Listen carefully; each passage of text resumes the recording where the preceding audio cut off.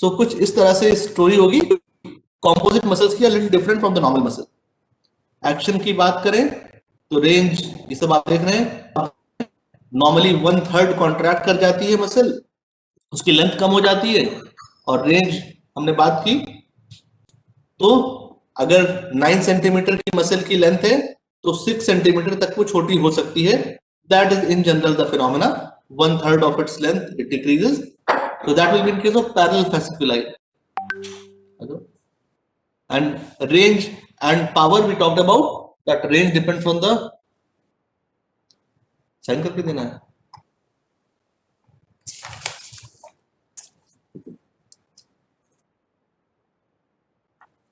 so range depends on the length and the force on the number of fibers.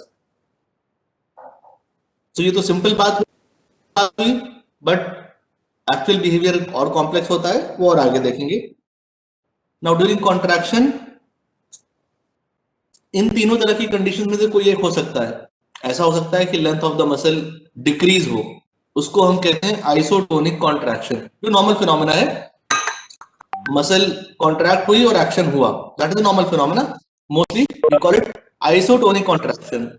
Eight times there can be same length, muscle length will remain same.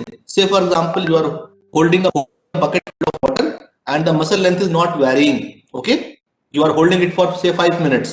So for 5 minutes, your muscle will be at same length, but the force or the action is being done and the muscle is in contracted state.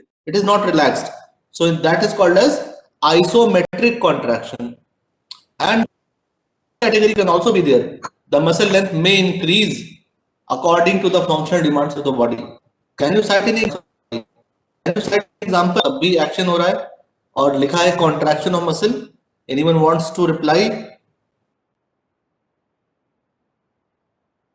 Anyhow, I don't know, you may not be willing to communicate. Anyhow, no issue.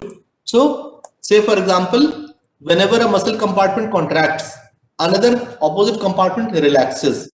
But this contraction and the opposite compartment relaxation occurs in a controlled manner. That's why it leads to smooth performance of action. I am drinking a cup of tea, so this I can perform the action smoothly, not brisk. Otherwise, I would have spilled my cup of tea. So ये smooth performance कैसे होता है?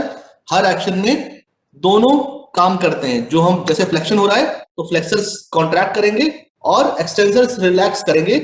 Flexors will contract in a controlled manner and extensors will also relax, but in a controlled manner. So some contracted state वहां पर भी activity होगी। So in that way, anyhow, moreover, जैसे आपने बकेट पकड़ रखी थी, अब बकेट को अगर आप फ्लेक्स करें hand, it will have contraction isotonic, and if you keep it down, you had lifted the bucket, now you want to keep it down, so flexor muscles में क्या हो रहा है? Again contracted state में है, लेकिन lengthening हो रही है, length increase कर रही है। So that's how the third category of muscle contraction can be there, where the length is increasing. इन तीनों तरह के एक्शन हो सकते हैं, इसको भी आगे पढ़ेंगे। External conditions. So coordinated activity होती है किसी भी वक्त जब मूवमेंट होता है, ग्रुप ऑफ मसल्स के मिलकर के करते हैं, तो that can be little you can say complex. Anyhow, तो मसल्स का जब मूवमेंट होता है हम कहते हैं प्राइम मूवर्स, एंटागोनिस्ट, फिक्सेटर्स और सिनर्जिस्ट। कभी-कभी हम क्लासिफाई करते हैं। प्राइम मूवर्स क्या है? जो हम काम कर रहे हैं उसको हम प्राइम मूवर कहेंगे। जैसे कि किसी जॉइंट पे फ्लेक्शन हो रहा है, कौन सी मसल फ्लेक्शन कराएगी? That will be called as prime mover, जो भी डिजायर्ड मूवमेंट कराएगा।